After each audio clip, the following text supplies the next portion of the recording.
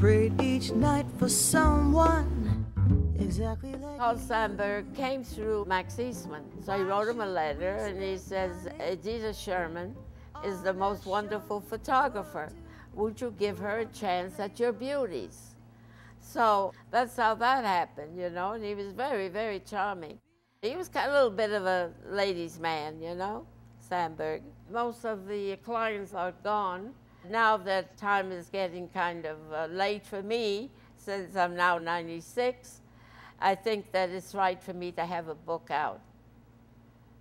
My name is Editta Sherman. Editta, E-D-I-T-T-A, Sherman, Italian. My studio and residence is here in Carnegie Hall since 1947. Now we're having a problem with Carnegie Hall, trying to evict us, but I am not moving out. I expect to be here until I die, which I don't know. I expect to live to be 100. The carrots, celery, fennel, and string beans, and an apple. I drink a glass of this a day and try to keep young.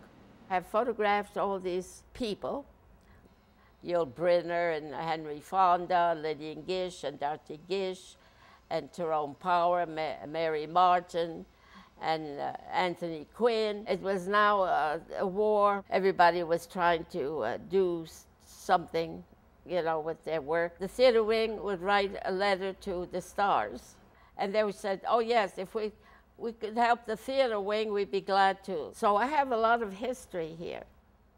Photography was kind of difficult to get into.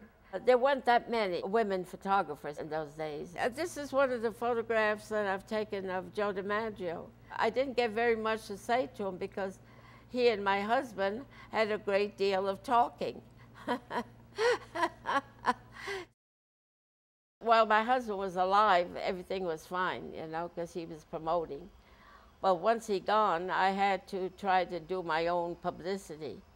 And so, being I was a woman, a lot of these magazines and so on would like to do a story on me, and then having the 5 children and still running a business. My husband was an engineer. He did record recordings off the air, and he had a studio. Listen, he had a lot to do with all this work, you know. This photograph of Bela Lugosi was done in about 1952. We went to the park. People, of course, gathered around him, you know. They had looked into the viewer, and he raised his head up and he said, "My dear, you are beautiful enough to be bidden." Tyrone Power.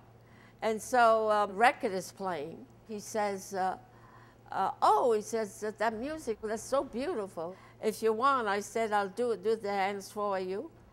He sat down with a cigarette, and I did this one. He stood up, and he said, "I didn't realize you dance." Well, I said, this is a hobby of mine. He was always photographing. Yul Brynner was very nice and very charming because he really knew a great deal about photography himself. Angela Lansbury is appearing on Broadway, as usual, and she was quite beautiful. This portrait here is of Verushka, and Verushka was a very famous model of the 60s, the 70s. She was really outstanding. They just loved her there at Vogue. This is Franklin D. Roosevelt, Jr., a very nice man. Maybe he should have been the president also. I've been blessed, like a lot of people say. I'm still keeping on and hoping that I will have another big exhibit like Kodak. So I hope to have another equal exhibit in the future. I don't know, I'm working on it. I'm working on hoping that I will publish my book of 200 personalities from all walks of life. I have nothing to show as a book. I mean, I should have several books out.